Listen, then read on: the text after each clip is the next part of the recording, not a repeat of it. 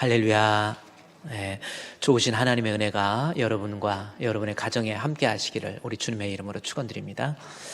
이렇게 몇 주 만에 이렇게 만나서 이렇게 얼굴을 마주보고 이렇게 예배 드릴 수 있다고 하는 것이 얼마나 감사이고 감격인지 저는 여러분 너무나도 반갑습니다. 여러분도 목사님 반갑습니까? 예, 그런 의미에서 옆에 계신 분에게 반갑습니다 하면서 이렇게 한번 반갑습니다. 앞으로 더 이거보다 더 위험한 바이러스가 또 출현을 해서 많은 사람들에게 이제 나중에는 신앙의 위협이 될 거예요.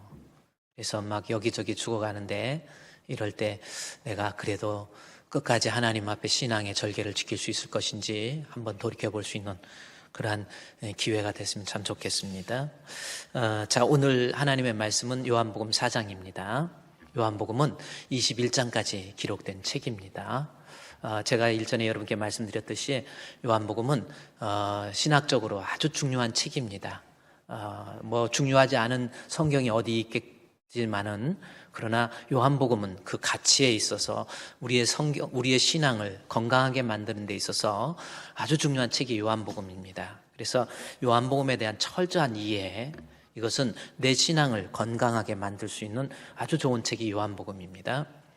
특별히 이 요한복음은 헬레니즘의 영향으로 인해서 헬라의 어떤 철학적 내용을 가지고 글을 썼기 때문에 우리가 혈통적으로 이방인인 우리에게 어떻게 보면 이해가 조금 더 쉽게 설명된 책이라고도 할 수 있습니다. 그래서 제가 이번에 이 코로나 사태가 발현하고 난 다음에 요한복음을 가지고 계속 말씀을 공부하고 있지요. 처음에 요한복음 4장 가지고 했다가 그 다음에 고난주간에는 요한복음 1장에 있는 말씀, 그래서 보라 세상 죄를 지고 하는 하나님의 어린 양, 그래서 예수님이 어떤 분이신지, 요한이 제가 그랬죠. 요한복음은 다른 신약 성경 있잖아요. 바울 서신이든 베드로 서신이든 야고보 서신이든 신약 성경의 모든 책은 AD 70년 안에 기록되어 있어요. 그런데 요한복음과 요한 1, 2, 3서 요한계시록은 AD 90년 이후에 90년에서 95년 사이에 기록되어 있습니다. 다른 신약의 성경과 약 20년의 차이가 있어요. 20년의 차이 동안에 다른 사도들도 다 순교하고 이 사도 요한만 밤모섬에 유배돼서 백발이 성성한 가운데 순교를 기다리고 있는 그때에 우리 밤모섬에 유배됐을 때 우리 뒤에서 나팔 소리 같은 큰 음성이 나면서 하나님이 주신 계시의 말씀, 그게 요한계시록입니다. 그리고 AD 90년에서 95년 사이에 이 요한이 책을 기록하면서 다른 사도들 다 죽고 혼자만 남아있는 상태에서 어찌 보면은 만감이 교차할 것 같아요. 그리고 과연 기독교라고 하는 것이 무엇인가? 순교를 앞두고 있는 노사도, 이 사도 요한의 입장에서 과연 기독교라고 하는 것이 무엇인가라고 하는 것을 비교적 아주 자세하게 그 내용을 함축해서 아주 잘 설명한 책이 요한복음입니다. 그래서 이 요한복음 1장에서는 과연 예수님은 누구인가? 라고 하는 것을 서론격으로 요한복음 1장에서 보라, 세상 죄를 지고 가는 하나님의 어린 양이다. 그래서 제가 이 말씀을 고난주간 동안에 여러분께 말씀을 드렸고요. 그 다음에 요한복음, 지난 제가 부활주일은 2주에 걸쳐서 요한복음 11장에 나와 있는 나사로의 부활 사건을 통해서 7가지 사인 중에서 마지막 사인인데 그 표적에서 말하고자 하는 내용은 나사로의 부활을 통해서 우리가 장차 그리스도와 연합된 상태에서 예수를 믿음으로 얻게 될 부활의 실존이 어떤 모습인가 라고 하는 것을 요한복음 11장을 통해서 우리에게 설명해 주고 있다라는 겁니다. 그저 나는 부활을 믿는다 말로만이 아니라 진짜 내가 부활을 믿는다면 부활이 어떤 모습인가 라고 하는 거, 육체는 어떤 모습으로, 우리가 눈으로 볼 때 육체는 죽어서 썩잖아요. 흙으로 돌아가잖아요. 맞습니다. 성경에 나온 대로 흙으로 돌아가요. 그런데 성경에 나와 있는 부활에 대해서는 이제는 흙으로 돌아가기 때문에 육체가 없는 게 아니에요. 예수님께서 부활하시고 난 다음에 제자들을 만나서 벽 뚫고 공간을 초월하고 시간을 초월한 새로운 육체, 이것을 고린도전서에서 바울은 신령한 육체 혹은 영화로운 육체라고 그러는 거예요. 그러니까 부활의 실존에 있어서 우리의 부활의 모습은 이 신령한 육체가 있다라는 거예요. 우리 예수님의 부활하신 것처럼. 손에 못자국, 창자국, 그러면 그거 남나요? 그것은 우리 예수님께서 특별한 의도를 가지고 남겨놓은 것이지, 그냥 자연적 치유 상태에서 그냥 놔둔 것이지, 우리가 부활한데 뭐 칼자국, 이렇게 손에 못자국 이런 거 남는 것은 아닙니다. 그렇죠, 여러분? 그러면 뭐 상처난 대로 부활하면은 전쟁에 나가서 다리가 부러진 사람은 다리 없는 상태로 부활하고, 또 뭐 논에서 풀 베다가 손가락 잘린 사람은 손가락 없는 상태로 부활하나요? 그런 건 아니잖아요. 그리고 바다에서 고기 잡다가 물에 빠져서 죽었는데, 그러면 그 시체는 어떻게 됩니까? 물고기가 와서 먹고, 그 물고기가 더 큰 물고기가 먹고, 더 큰 물고기가 먹은 걸 또 잡아서 사람이 먹고, 그러면 나중에 부활할 때 그 몸 다 찾으러 다니느라고 우리 몸에도 지금 들어와 있을지도 모르잖아요. 그런 부활의 육체가, 육체적 부활이라고 하는 것은 신령한 육체로 새로운 시간과 공간의 제약을 받지 아니하고 아픔도 없고 고통도 없고 슬픔도 없고 애통하는 것이나 곡하는 것이 없는 영화로운 육체로 부활하는 거예요. 그다음에 영적인 부활은 뭡니까? 거룩한 영혼이라고 해서 하나님의 형상을 회복한 상태에서 더 이상의 죄의 유혹도 없고, 여러분 그렇습니다. 오직 주님만을 찬양하는, 그래요. 아담이 죄를 지키기 이전에, 하나님의 형상이 파괴되기 이전의 모습으로 우리가 거룩한 영혼으로 부활을 하는 거예요. 제가 오늘 이 부활에 대해서 좀 이렇게 저기 하는 거는, 우리 지난 원로 목사님께서, 저는 원로 목사님을 1976년도부터 만나서 지금까지 한 40년 정도 되나요? 그렇게 만난 것 같아요. 참 우리 목사님 많이 부족한 저를 사랑해 주시고 아껴 주시고 또 자랑스러워해 주시고, 설교 끝나면 최 목사 은혜 받아서 항상 그러시고 그랬는데, 지난주 월요일 날 병원에서 혈압약 처방받고 오시다가 답답해해서 아파트 벤치에서 심정지가 와서 병원에 도착하니까 돌아가셨다고 그랬는데, 인공 심폐수술을 하는데 다시 심장이 뛰고 맥박이 뛰는 거예요. 그리고 호흡이 돌아와서 지금도 병원에 계십니다.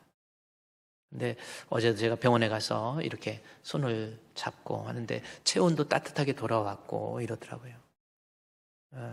91세 되셨으니까 하나님 앞에 돌아가시는 그 순간까지도 걸을 수 있었잖아. 여러분, 여기 계신 여러분도 언젠간 누구나 다 한 번은 죽어야 돼요. 안 죽을 사람이 어디 있습니까? 근데 여러분, 죽기가 쉬운 게 아닙니다. 참 저나 여러분이나 걱정이에요. 어떻게 죽을 거예요? 얼마나 고통스럽고 죽음의 장벽을 넘는 게 쉬운 게 아니에요. 근데 어찌 보면 우리 원로 목사님께서는 그냥 걷다가 돌아가시는 그 순간까지 걸었잖아요. 걷고 아유 답답하네 그대로 심정 지어서 정말, 옆에서 울고 있는 우리 아내한테 제가 손을 잡으면서, 여보, 이렇게 값진 죽음이 어딨어? 나나 당신이나 이렇게 복되게 죽을 수 있을 것 같아? 제가 그랬어요. 장수하셨지. 돌아가실 때까지 고통 없었지. 얼마나 감사하냐고 제가 그런 얘기도 했습니다. 근데 한 가지 마음 아픈 것은, 우리가 이 실시간 예배를 드리지 못하는데, 그 전주에도 드리고 예배 전주에 모시고 와서 예배 드렸는데, 지난주에 유별나게 목사님께서 마지막 내가 예배 드리고 싶다고. 그런데 혹시 모르니까 오늘 그냥 집에서 텔레비전으로 예배 드리세요 했는데, 그게 그렇게 마음에 걸려요. 더군다나 지난주에 설교가 우리의 신령한 육체는 병들고 아프고 그러잖아요. 그런데 부활의 육체는 그렇지 않거든요. 아픔도 없고 병도 없고 고통도 없고 애통하는 거 곡하는 거 없이 우리 주님이 주시는, 주님과 함께 영생 복락을 누리는, 그때 지난주에 예배 못 드린 것이 그렇게 마음에 걸리는 거예요. 참, 여기 계신 여러분들도 부모님 살아계실 때, 그러니까 안타까운 게 너무 많은 거예요.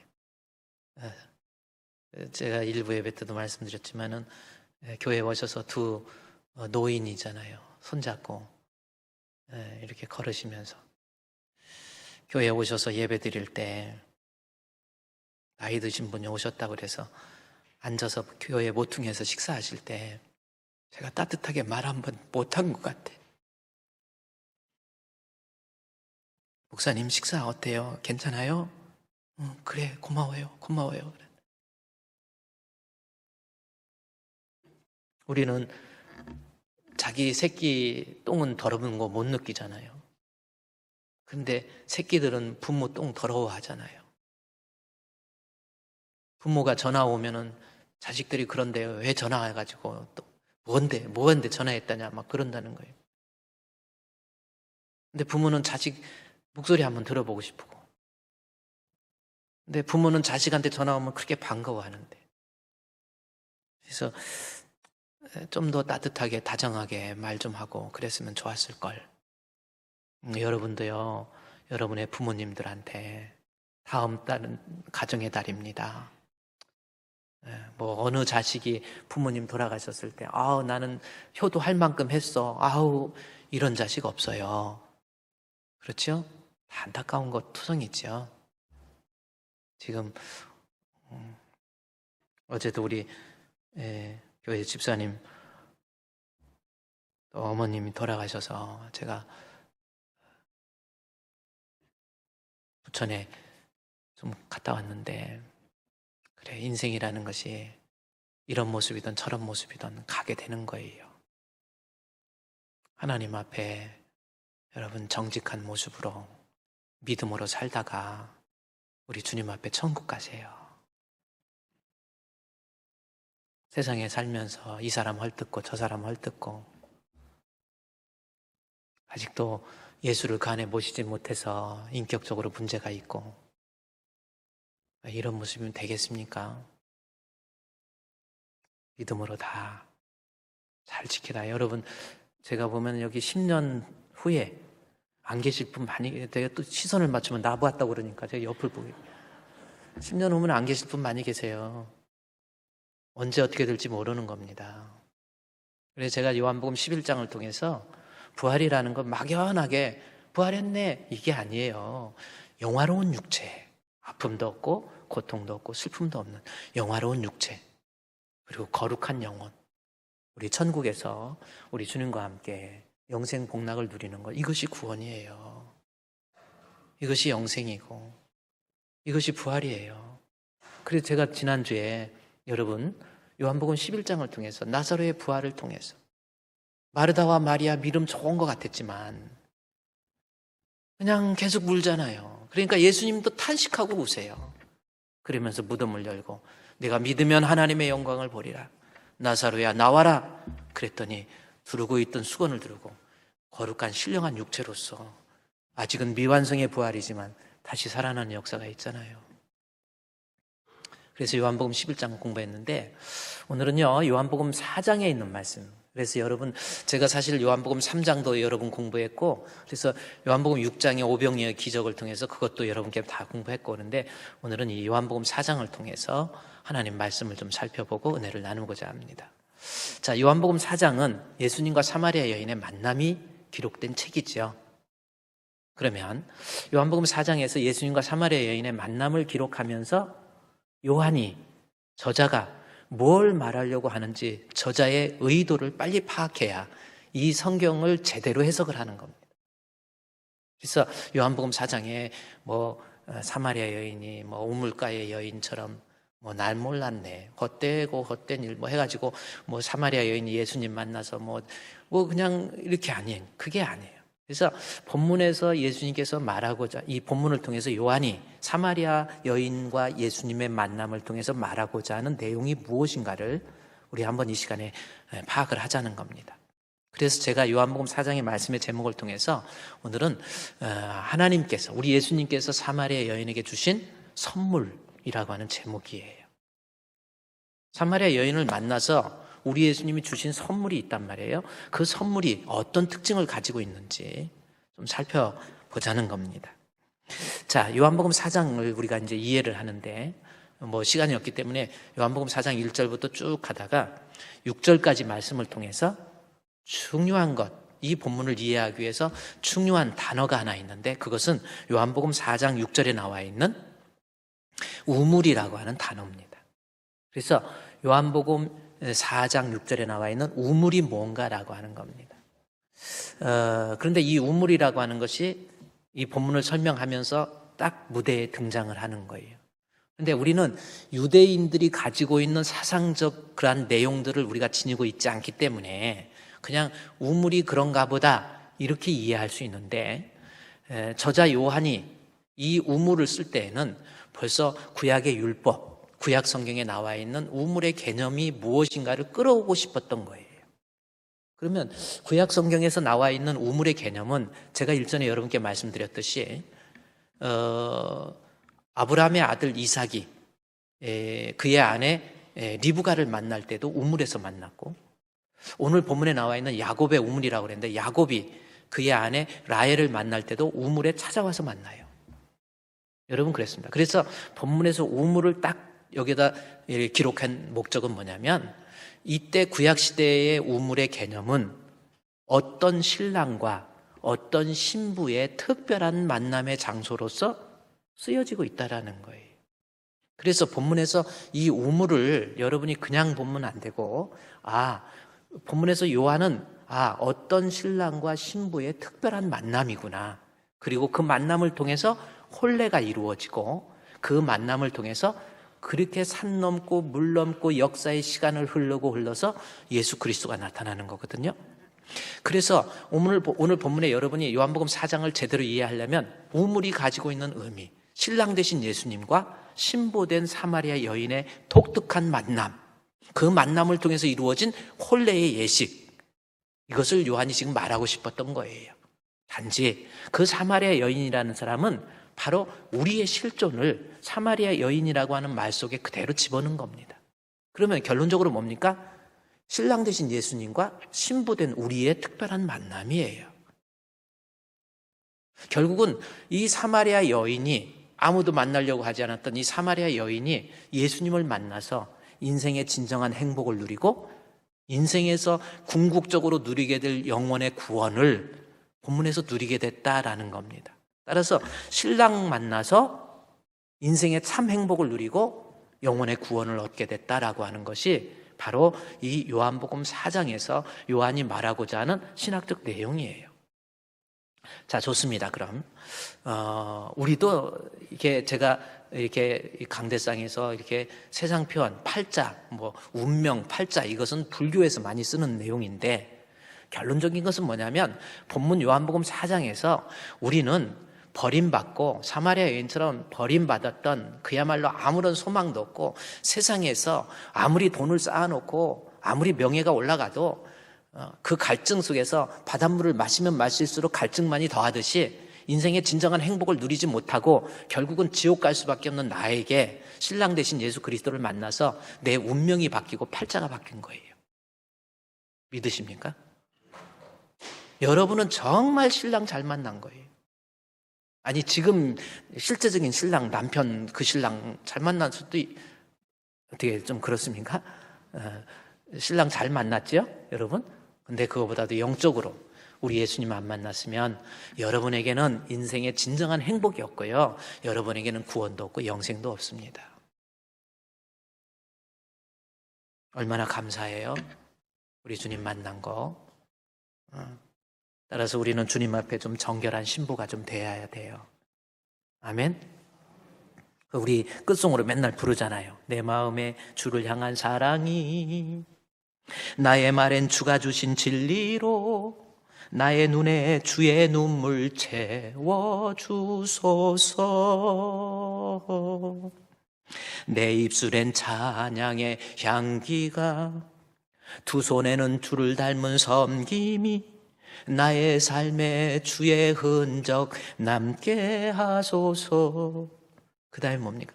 하나님의 사랑이 영원히 함께하리, 십자가의 길을 걷는 자에게, 순교자의 삶을 사는 이에게, 조롱하는 소리와 세상 유혹 속에도 뭐예요? 주의 정결한 신부가 되리라. 내 생명 주님께 드리리.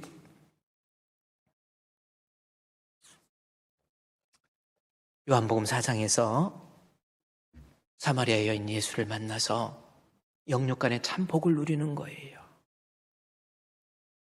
그 다음에 또 하나, 오늘 이 요한복음 4장을 이해하는데, 성경을 이해하는데 중요한 것이 4장 6절에서 야곱의 우물이었다고 한다면 좀 더 내려가 보십시오. 4장 10절 말씀해 보면 이제 뭐가 있습니까? 예수께서 대답하여 이르시되 내가 만일 하나님의 선물과 또 내게 물을 달라 하는 이가 누구인 줄로 알았더라면 내가 그것을 구하였을 것이요 그가 생수를 내게 주었으리라. 해서 두 번째, 우리가 중요하게 이 본문을 요한복음 4장을 제대로 성경적으로 강해적으로 이해하기 위해서 이해해야 될 내용의 단어는 뭐냐면 선물이라고 하는 겁니다. 그런데 그 선물도 그냥 선물이 아니에요. 아까 우물도 그냥 우물이 아니라 야곱의 우물. 찾아와서 야곱이 라헬을 찾아가는 거예요. 선물은 선물인데 하나님의 선물이라는 거예요. 아까 우물에서 신랑과 신부의 만남이라고 그랬잖아요. 그런데 신랑과 신부의 만남이라고 하는 것을 넘어서 이제는 또 뭐가 있습니까? 마지막에 이제 하나님의 선물은 선물인데 하나님의 선물이라는 게 뭐예요? 이것은 여러분 결혼을 하면 여러분 선물 받죠? 예물이라고 그러죠? 그래요. 저도 결혼할 때 받았던 예물이 제가 이게 반지를 잘 안 껴요. 불편해가지고. 근데 이렇게 오늘은 이 선물을 예물 반지를 하나 갖고 왔습니다. 지금 결혼한 지가 벌써 한 30년 됐는데도 손가락이 전혀 두꺼워지지 않았어요. 뱃살이 전혀 나오지도 않았어요. 이런 사람이 어디 있습니까? 대단한 거예요. 이게 얼굴입니까? 조각이지. 우리 예수님께서 신랑 되신 예수님께서 신부된 우리를 만나고 우리에게 주신 하나님의 선물이 있다라는 거예요. 그런데 이 선물이 과연 무엇이고 이 선물은 어떤 특징을 가지고 있는지 우리가 제대로 이해해야 돼요. 지금 우리가 주님 앞에 주의 정결한 신부가 되리라 내 생명 주님께 드리리 하면서 자기가 결혼했다고 하는 것을 생각하면서 우리 주님께서 결혼과 동시에 주었던 선물이 무엇인가를 아직도 모르는 사람들이 있어요. 그래서 오늘 본문에 요한이 본문의 말씀을 통해서 요한복음 4장 10절의 말씀을 통해서 하나님의 선물이 무언가를 우리에게 설명해 주고 있다는 겁니다. 그러면 결론적으로 에베소서 2장 8절 말씀에 봐도요. 하나님의 선물이 뭔지에 대해서 정확히 이야기를 해주고 있거든요. 여기서 하나님의 선물이 뭡니까? 에베소서 2장 8절에서도 나와 있는데 여기서 하나님의 선물은 구원이에요. 영생입니다. 지금 우리 예수님께서 신랑 되신 예수님께서 신부된 사마리아 여인에게 주신 것이 구원이라고 하는 영생이라고 하는 것을 선물로 주신 거예요. 그래서 요한복음 에베소서 2장 8절 말씀에서도 너희가 그 은혜를 인하여 믿음으로 말미암아 구원을 얻었나니 자 구원이 너희에게서 난 것이 아니요 하나님의 선물이잖아요. 그러니까 내가 구원받는 것, 내가 천국 가는 것이 하나님의 선물이라고 하는 거예요. 자 그러면 이 하나님의 구원이라고 하는 것이 하나님의 선물인데 다시 요한복음 4장 10절 말씀에서 그러면 이 하나님의 선물이 가지고 있는 특징 한번 예물을 우리 예수님께서 결혼하고 기념품으로 예물을 주셨는데 그 포장지 한번 뜯어보자는 거예요. 그러면 이 예물은 어떤 특징을 가지고 있는지 한번 볼까요? 첫째로 하나님의 선물은 즉 구원은 영생은 하나님이 우리에게 값없이 주신 것이 영생입니다. 지금 이것을 본문에서 계속 이야기하고 있는 거예요. 자 따라합시다. 구원은 하나님께서 전적으로 우리에게 주신 선물이다. 그러니까 하나님이 주신 거예요. 다시 말해서 이 말씀은 무슨 뜻이냐면 본문에서 선물은 선물인데 하나님의 선물이라고 한 것은 내가 이 선물을 만들어서 노력해서 이 선물을 위해서 뭘 협조해서 만들어낸 것이 아니라 전적으로 하나님께서 우리에게 주신 은혜라고 하는 겁니다. 이것이 구원이에요. 그러면 여러분은 이 사실을 교리적으로 많이 들어왔기 때문에 그걸 많이 이해해요. 아, 맞아. 구원은 뭐 하나님의 은혜지. 뭐 이렇게 이해하는데 정말 이 구원이 하나님의 은혜로 내게 주어진 하나님의 선물이라는 것을 진짜 깨닫는 사람은 그 삶을 통해서 어떠한 모습으로 우러나와야 되는지 이것을 좀 살펴봐야 내가 정말 구원의 감격이 있는지 없는지를 알 수 있어요. 우리 성도들이 신앙생활하면서 항상 조심해야 될 것이 뭐냐면 습관적인 것, 그 다음에 익숙함에서 벗어나지 못하는 거예요. 그냥 자동차 달리다가 엔진 기아 빼면 그냥 굴러가는 것처럼 혹시 그런 모습. 여러분 혹시 익숙함에서의 결별이라는 책 읽어보셨습니까? 신앙이라고 하는 것이 알맹이는 없이 그냥 익숙함에 그냥 교회 나오는 것, 예배 드리는 것, 그냥 찬송하는 것, 헌금하는 것, 이 정도에서 컨텐츠가 없는 신앙, 우리가 반드시 경계해야 될 내용이에요. 자, 본문에서 하나님의 선물이 도대체 뭔지를 본문에서 요한복음 4장 10절에서 강조하는 것이 하나님이 주신 거라는 거예요. 그러니까 구원, 영생이라고 하는 것은 내 노력이 아니에요. 하나님이 주신 거. 우리 알고 있잖아요. 그런데 본문에서 요한은 이 사실을 계속해서 강조해 주고 있어요. 그만큼 성도에게 중요한 거라는 겁니다. 내가 노력해서 얻을 수 있는 것이 구원이라고 한다면 우리 예수님이 십자가에 못 박혀 죽을 이유가 없어요. 그렇잖아요. 내가 노력해서 만들어내는데 뭘 예수님이 십자가에 못 박혀 죽으셔야 됩니까? 이것은 교리적으로 너무 중요한 거기 때문에 구원은 전적으로 하나님의 은혜에 의해서 주어지는 거기 때문에 이것이 성도의 신앙의 건강을 위해서는 너무 필요한 거예요. 그래서 본문에서 요한복음 4장 10절 다시 보면 하나님의 선물이라고 해서 하나님이 주신 거라고 강조하면서 요한복음 4장 6절 말씀에서 보면 또 그 사실을 강조하고 있어요. 요한복음 4장 6절에서 뭘 강조하는지 한번 볼까요? 거기 또 야곱의 우물이 있었어요. 그런데 예수께서 길 가시다가 피곤해서 우물 곁에서 그대로 앉으시니 때가 저 6시가 되었다. 여러분 저 본문을 여러분이 한번 해석을 해보세요. 무슨 뜻입니까?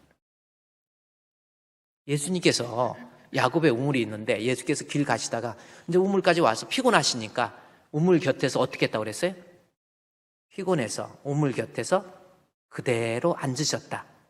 그러면 저 본문을 보고 우리가 느끼는 건 뭡니까? 예수님께서 유대에서 사마리아까지 걸어오시다가 피곤해가지고 아이고 어디 좀 물이나 한 잔 마셔야 우리 피곤하면 물 마시듯이 물 한 잔 마셔야지 하고 우물에 그냥 앉으셨다. 그런 느낌이잖아요. 피곤해서 우물 곁에 그대로 앉으셨다. 우리말의 번역의 맹점이 바로 그거예요. 저 본문을 원어로 보면 그렇지 않습니다. 우리 예수님께서 길 가시다가 드디어 사마리아 땅에 도착해서 몸은 피곤하고 지쳐 있었어요. 그리고 그 우물에서 그대로 앉으셨다라고 하는 그대로라고 하는 단어가 무슨 뜻이냐면 집젠 드라이벤이라고 하는 이 독일말이 가지고 있는 의미가 뭐냐면 뭐예요? 드디어 도착했네 라는 뜻입니다. 그러면 이건 어떤 의미입니까? 우연히 지나가다가 피곤해갖고 물 한 잔 마시려 했더니 우물이 있어서 거기서 사마리아 여인을 만난 게 아니에요. 예수님께서는 분명한 목적을 가지고 산 넘고 물 넘고 아무도 가지 않았던 이 사마리아 땅을 건너서 와서 예수님께서 목적해서 드디어 이제 목적지에 달성했구나 라고 하는 뜻이 우물 곁에 그대로 앉으시니 라고 하는 말씀의 뜻입니다. 여러분 우리 성경 해석을 앞으로 제대로 그래서요 성경 해석학적 원리가 있어요. 성경을 무식하게 막 그냥 해가지고 성도들 막 미혹해가지고 이단들이 그렇잖아요. 막 성도들 거짓말 해갖고 뜯어낼 거 다 뜯어내고 빼먹을 거 다 빼먹고 막 이러고 다니고 일 저질러 놓고 나중에는 그냥 미안합니다 하고 시계 보이면서 절 한번 하고 그거 여러분 보세요. 뭐 생각합니까? 지 죽어가지고 지 시신을 김일성처럼 만들어갖고 거기다 보관해 놓으려고 그런 거 만들어 놓고 성경은요 초등학교에서 제대로 안 나온 사람이 뭘 해석을 합니까? 할 수 없어요. 예를 들어서 저 본문을 통해서 지금 길 가시다가 피곤해서 피곤한데 물 한 잔 마시고 싶다 이래서 쓴 게 아니에요. 분명한 목적이 있었단 말이에요. 이 사마리아 아무도 만나려고 하지 않았던 이 여인 아무도 밟지 않으려고 했던 이 땅 소외되고 버림받았던 이 여인에게 우리 예수님께서 강력한 목적을 가지고 이 여인을 구원하기 위해서 이 땅에 오신 거예요. 그래서 드디어 내가 목적지에 도착했다. 그 뜻이 그대로 앉으시니 라고 하는 단어 속에 옹골차게 집어넣은 겁니다. 여러분, 우리의 구원이 그런 거예요. 그냥 우연히 어떻게다가 예수님 만나, 그거 아니라니까요. 우리 하나님께서 나를 선택해 주시고, 선택한 나를 위해서 우리 예수님 십자가에 못 박혀 죽으시고, 성령께서 감화 감동 역사에서 나로 하여금 예수 믿도록 전적으로 100% 삼위 하나님께서 일방적으로 하시는 사역이 구원의 사역이에요. 이것을 본문을 통해서 지금 요한이 우리에게 강조하고 있는 말씀의 내용이라고 하는 겁니다. 제가 이 구원은 하나님의 은혜다라는 것을 요한복음 4장 10절에 선물은 선물인데 하나님 선물이라고 하는 것과 요한복음 4장 6절에서 길 가시다가 피곤해서 그대로 앉으셨다 해서 그대로 앉으셨다는 것이 구원이라고 하는 것이 우리 주님의 강한 목적에 의해서 버림받았던 나를 구원하기 위해서 친히 찾아와 주셔서 나에게 주신 전적인 하나님의 은혜다. 여러분께 이렇게 말씀을 드렸지요. 이 말씀이, 즉 구원은 내 노력이 아니라니까요. 하나님께서 나에게 값없이 주신 거예요. 이것이 너무 중요한 거라는 겁니다. 그래서 요한은 또 강조합니다. 11절에서 보면요, 요한복음 4장 11절 말씀에서 여자에게 이르실 때 주여 물 기를 그릇도 없고 이 우물은 깊은데, 그 말씀이 나옵니다. 우물이 나옵니다. 12절에 우리 조상이 이 우물물을 우리에게 주셨고 해서 우물이 나와요. 그런데 예수님께서 13절에 이르시되 물을 마시는 자마다 다시 이 물 마르면 목마른다. 그러나 14절 보십시오. 내가 주는 물을 마시는 자는 영원히 목마르지 아니하리니 내가 주는 물은 그 속에서 영생하도록 솟아나는 샘물이 되리라. 자, 이 본문의 말씀 11절, 12절, 13절, 14절 말씀을 통해서도 구원은 100% 하나님의 은혜라는 것을 또 한 번 이 본문의 저자 요한은 강조하고 있다는 겁니다. 그 강조하고 있는 내용이 뭡니까? 11절과 12절은, 다시 본문을 보시죠. 11절과 12절은 물에 대해서 이야기하면서 우물을 이야기합니다. 그렇죠? 그리고 예수님이 말씀하실 때 그 우물에 대해서 말씀하시니까 14절에서 예수님은 샘물이라고 말합니다. 자, 이 여인은, 사마리아 여인은 우물, 예수님은 샘물 이야기합니다. 그러면 여러분, 제가 일전에 얘기했지만 우물과 샘물의 차이는 뭡니까? 우물과 샘물의 차이가 뭐예요? 자, 그랬죠? 자, 우물, 헬라어로 보면 분명히 단어, 여인이 말한 것은 프레아르라고 하는 이야기를 합니다. 우물은 무슨 뜻이냐면 내가 파서, 우물을 파가지고 만들어서 그렇게 하는 것이 우물이에요. 샘물은 뭡니까? 여러분, 페레라는 단어를 써요. 이것은 사람이 파서 만든 것이 아니라 자연적으로 솟아나는 거예요. 구원이 그렇다라는 거예요. 지금 본문에서 이 여인은 구원에 대해서 어떻게 얘기합니까? 아직도 우물로 생각하는 거예요. 내가 노력해갖고 파가지고 우물 파가지고 이 우물이 해서 물이 안 나오면 또 옮겨갖고 파고 해서 그 노력해서 만들어서 힘써서 땀 흘려서 만들어내는 것이 우물입니다. 그러나 우리 예수님께서 구원에 대해서 하나님의 선물은 그게 아니라는 거예요. 구원은 내가 노력하는 것이 아니라 내가 주님을 만나고 찾아서 구원 얻는 것이 아니라 전적으로 하나님이 우리에게 주신 선물, 위에서부터 내려온 것, 이것이 오늘 본문의 말씀에 나오는 구원이라고 하는 말씀의 의미예요.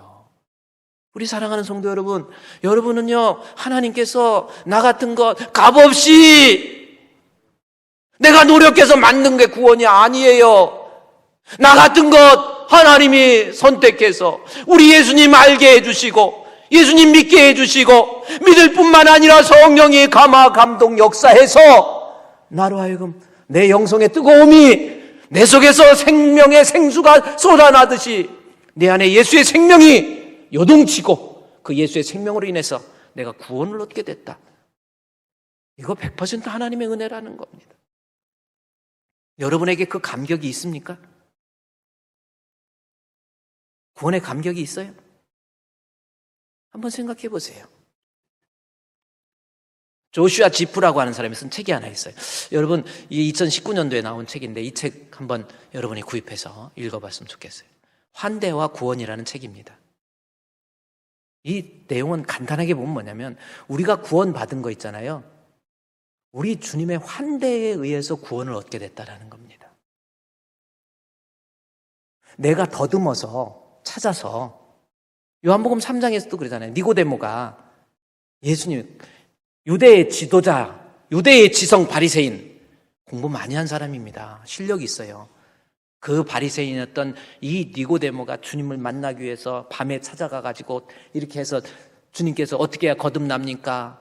그랬더니 어떻게 해야 천국 갑니까? 내가 거듭나지 아니하면. 그랬더니 어떻게 그러면 엄마 뱃속으로 다시 들어갑니까? 보세요. 유대의 지성이라고 하는, 공부 많이 했다고 하는 바리새인 중에 바리새인이라고 했던 이 니고데모의 입에서 나온 말이 결국은 뭡니까? 내가 엄마 뱃속에 들어갑니까?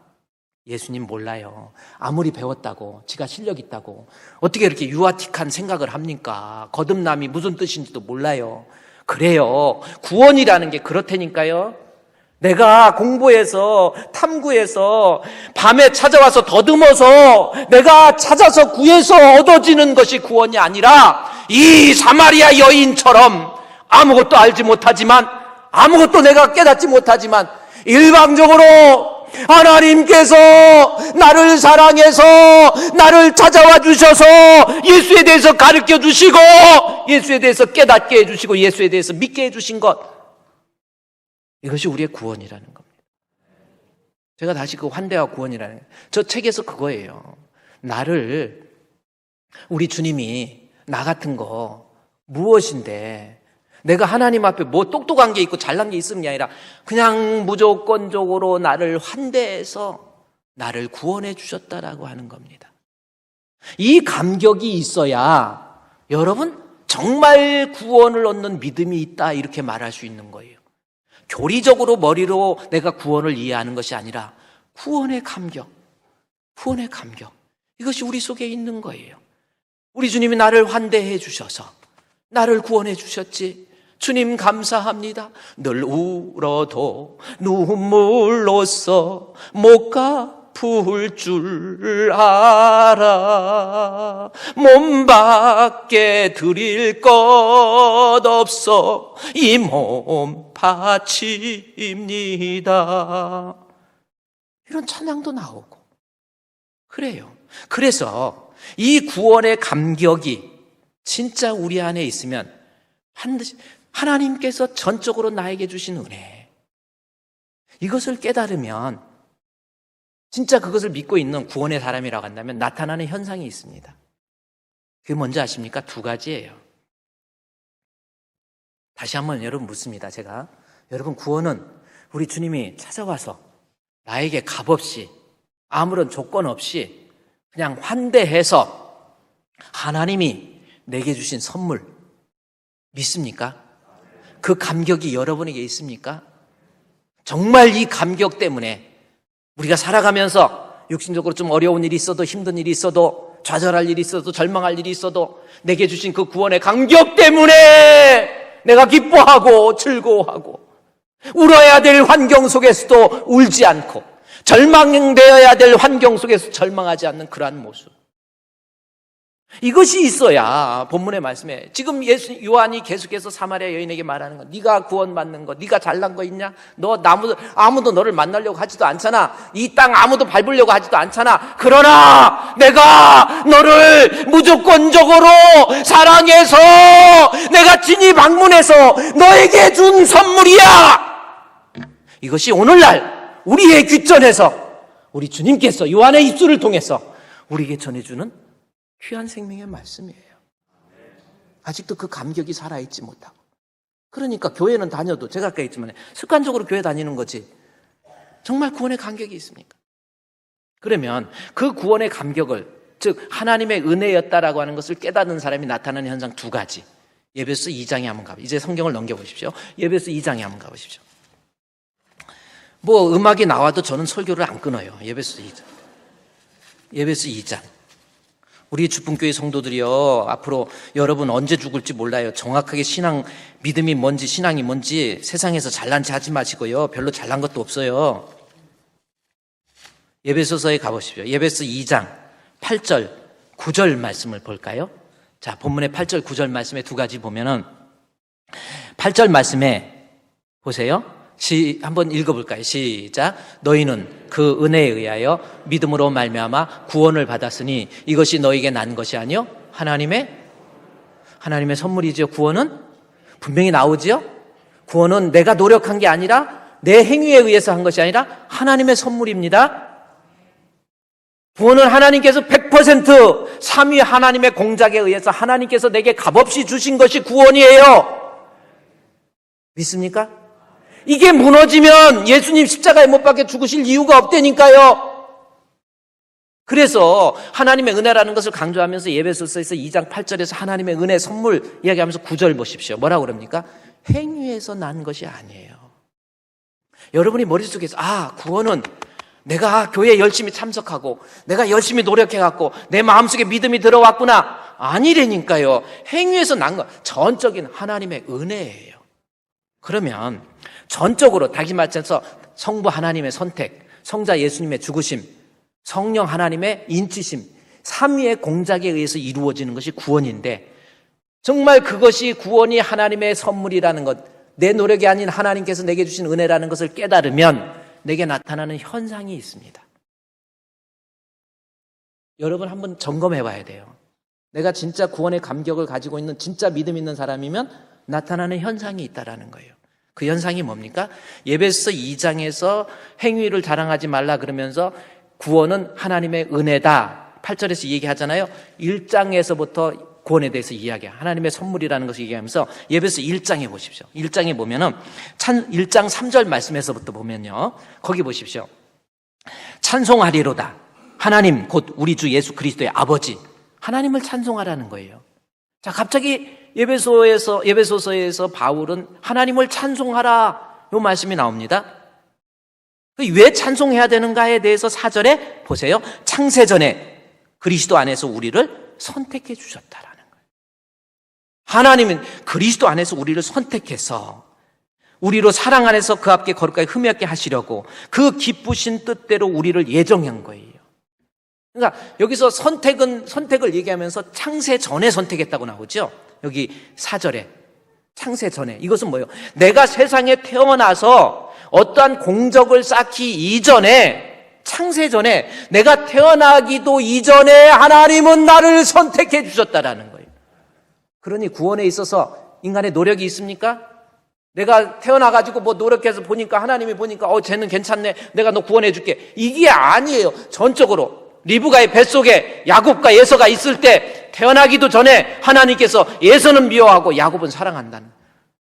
내가 주님 앞에 선택받을 조건 없었어요. 그런데 나를 선택해 주셨으니 그 선택의 은혜를 깨닫으면 어떻게 해요? 3절에 찬송하리라는 거예요. 진짜 구원의 감격이 있는 사람은 찬송이 나와야 돼.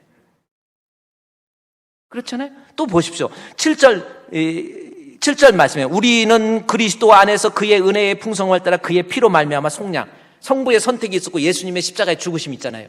죽으심 결론을 생각할 때 결국은 12절 말씀에 12절에서 뭐라고 하는지 아세요? 이는 우리가 그리스도 안에서 전부터 바라던 그 영광의 찬송이 되게. 여기서 찬송이 나오는 거예요. 그러니까 구원이 하나님의 은혜였고 나는 값없이 받았다라는 것을 깨달으면 찬송하라는 거예요. 뿐만 아니죠. 성령께서 보십시오. 3절 말씀에 진리의 말씀 곧 너희의 구원의 복음을 듣고 그 안에서 믿어 약속의 성령으로 인치심을 받았죠. 성령의 인치심이라고 그랬잖아요. 성부의 선택, 성자의 십자가의 죽으심, 성령의 선택입니다. 이렇게 나를 값없이 선택해 주신 하나님의 은혜인 것을 깨달으면 14절 이는 우리의 기업의 보증이 되사 그 얻으신 것을 속량하시고 그 영광을 찬송하게 하기 위했다라는 거예요. 여러분, 그러니 여러분은 정말 구원이라는 것이 하나님의 선물이라는 것을 깨닫고 있다고 한다면 여러분의 삶의 현장 속에서 아무리 어렵고 힘들고 불평거리가 있고 이래도 내가 살아가면서 쓰러져 자빠지고 넘어진지언정 우리의 마음속에 나를 구원해 주신 그 구원의 감격이 있다고 한다면 우리의 입술에서 찬송이 나와야 돼. 하나님 크신 사랑은 측량다 못하며 영원히 변치 않는 사랑 성도여 찬양하세. 이러한 찬송이 여러분의 입술에 있습니까? 어때요? 우리 한번 생각해 보세요. 내가 정말 구원의 감격이 있나는 너무 기뻐서 주의 말씀을 받아서 예수가 어떤 분인 걸 알고 주의 말씀 받은 그날 참 기쁘고 즐겁도다. 이 기쁜 마음 못 이겨서 온 세상에 늘 전하세. 할렐루야! 사마리아 여인이 나 같은 것을 구원해 주시다니 주여 감사합니다. 여지껏 만족을 누리지 못하고 기쁨도 누리지 못하는 자가 물동이를 내버리게치고 마을로 내려가서 예수가 생명! 그게 진짜 구원의 감격이 있는 사람이에요. 무슨 교회 다닌다고 그러면서 정말 나 같은 것에게 구원해 주신 구원의 감격이 없으니까 불평하고 원망하고 잘못된 성격 가지고 많은 사람에게 상처 주고 피해 주고 그런 거 아닙니까? 여러분, 본문의 말씀에서 강조하는 것이 하나님의 선물. 그래서 예배소서에서 계속 강조하는 것은 구원은 하나님의 선물. 이유는 뭐예요? 나로 하여금 주님 찬양할 수 있도록. 여러분 살아가면서 여러분의 입술에서 그래 노래가 좀 나와요? 제가 오늘 일부 예배 때도 우리 장로님한테 물어봤는데, 장로님 하루에 찬송 한번 하십니까? 어떤 찬송이 힘들 때, 어려울 때, 한숨 나오고 불평 대신에 하나님 앞에 나오는 찬송. 혹시 남장로님 찬송 뭐 하세요? 내 구주 예수를 더욱 사랑 엎드려 비는 말 들으소서. 내 진정 소원이 내 구주 예수를 더욱 사랑, 더욱 사랑. 이러한 찬송이 마음의 깊은 곳에서 영생의 샘물이 솟아나듯이 은혜의 찬송이 막 입으로 튀쳐나와야 그게 정말 구원이 하나님 나 같은 거 선택해 주시다니 그게 나와야 돼요. 찬송이 뭐냐고 그랬더니 나오는 거 찬송 안 나오고 두만강이 생각난다고 그래요. 서양강 처녀도 목사님 저 알고 있어요. 여러분 그래서는 안 돼요. 저도 참 그래요. 저는요, 정말 지금 생각하면 저는 믿음도 없고, 머리로 목회하려고 그랬고, 목회 안 하려고 막 엄청 노력도 하고, 이런 사람이었는데, 나 같은 걸 우리 주님께서 그렇게 원망하고 불평해도 나를 기다려주시고, 참아주시고, 내가 얘기하지만은 그냥 나 힘들어요, 나 목회 안 해요. 그러면 우리 주님께서 나를 서서 묵묵히 내 눈을 바라봐 주시고, 내가 그냥 그 자리에 앉으면 그냥 같이 앉아주시고, 내가 쓰러지면 나를 붙들어 주신 주님. 주님 감사합니다.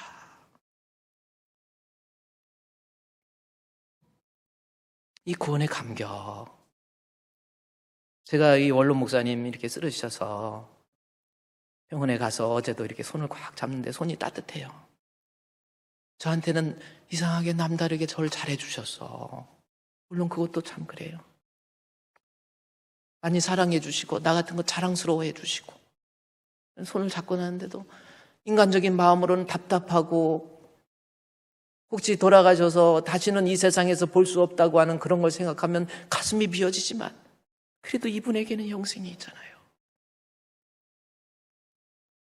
영원한 나라에서 영생 복락을 누리니까 그것이 마음에 큰 위로가 돼요. 슬픔 중에서도 찬송이 되고. 여러분, 이 구원은, 그래서 본문에서 요한은 계속해서 구원의 감격을 가지고 이 세상에서 승리하라는 거죠. 여러분 집에서 찬송 뭐 자주 불러서 부르려고 그런 게 아니라 입술에서 찬송이 튀어나와요. 날 위하여 십자가에 중한 고통 받으사 대신 죽은 주 예수의 사랑하신 은혜여. 이런 찬송도 좀 나오고. 여러분 남은 여생 그렇게 많이 남지 않았어요. 정신 차리고 하나님 앞에 정직하게 신앙 좀 가지세요.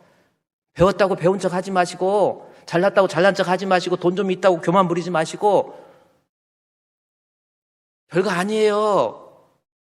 다 놓고 가는 거예요. 늘 구원의 감격을 가지고 주를 찬양하고 기뻐하고 감격하고 예수 때문에 내가 행복해하고 이것이 우리의 신앙이라는 겁니다. 또 하나 에베소 2장 8절 마지막에 그것만 보도록 하겠습니다. 에베소 2장 8절에서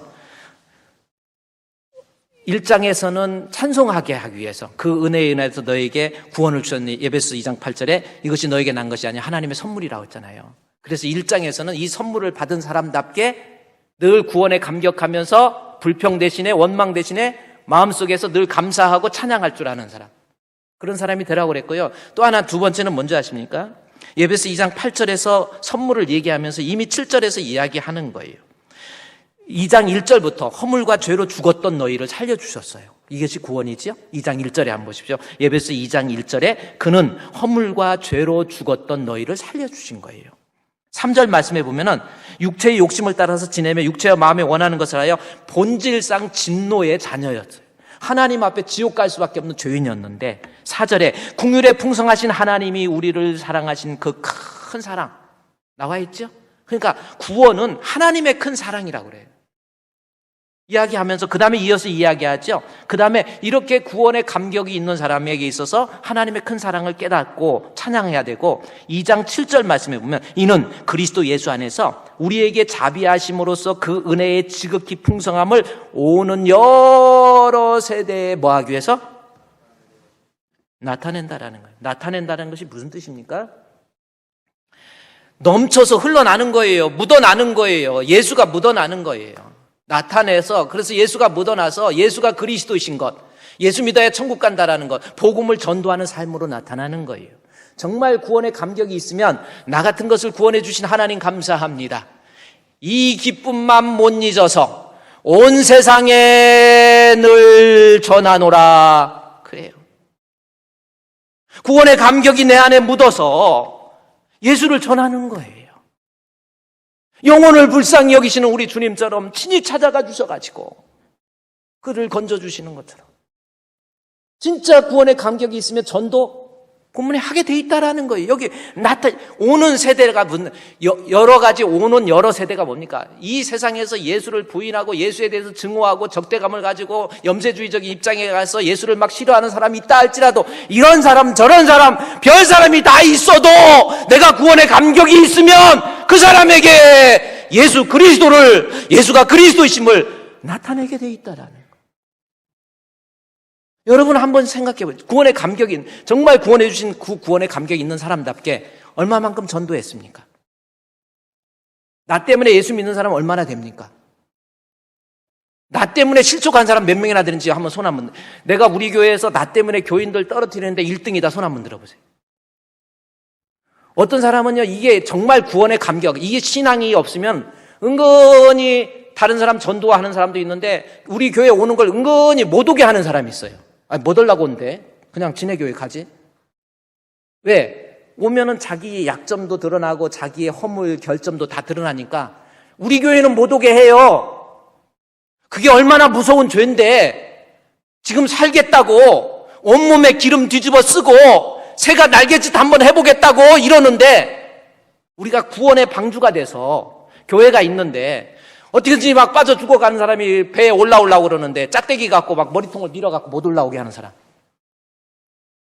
정신 차리세요. 못 올라고 우리 교회로 오냐? 그게 말이 됩니까? 목사님 당장 불러가지고 그 사람을 다른 데로 내보내야 돼요.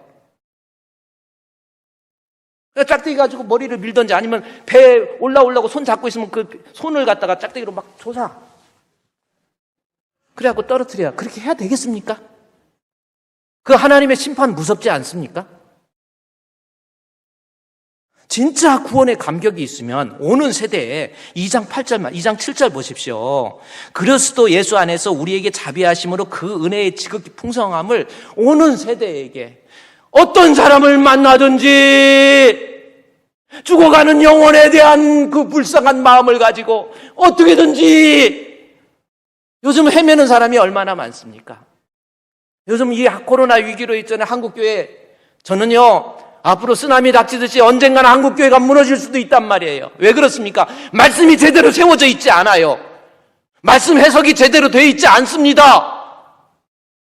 그냥 그럴듯하게 말로 연설해가지고 교인들 그러한 죽어가는 영혼들을 살고 싶어서 교회 오는데 왜 막아요?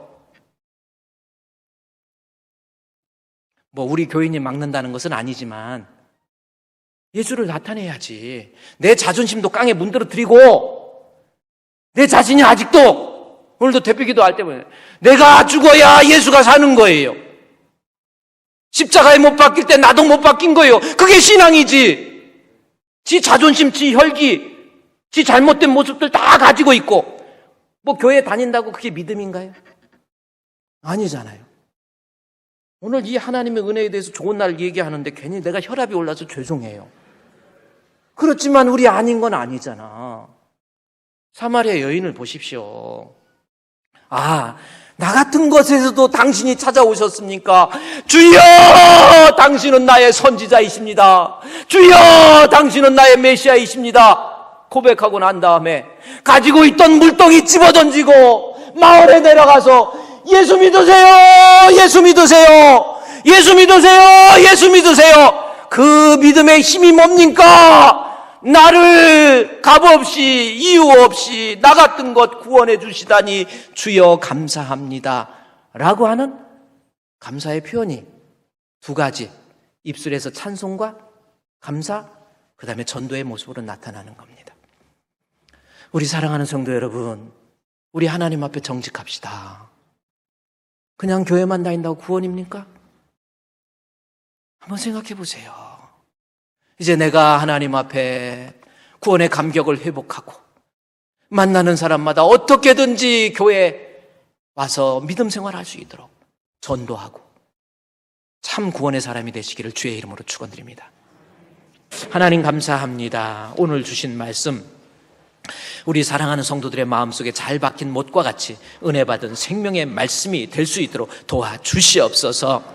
우리에게 엄청난 선물 구원의 은혜를 주셨는데도 아직도 그 감격을 알지 못하고 그 선물의 가치를 깨닫지 못해서 살아가면서 늘 좌절, 절망, 원망, 불평, 짜증, 다툼 이런 모습이 아닙니까? 원망 대신에 불평 대신에 우리의 입술에 우리 주님을 찬양할 수 있는 찬양의 입술이 되게 해주시고 나를 구원해 주신 그 구원에 감격해서 많은 사람들에게 그리스도를 전달하고 예수 알게 하고 교회로 전도하고 그래서 하나님 앞에 인정받는 참 알곡이 되게 해 주시옵소서. 예수님의 이름으로 기도드리옵나이다. 아멘.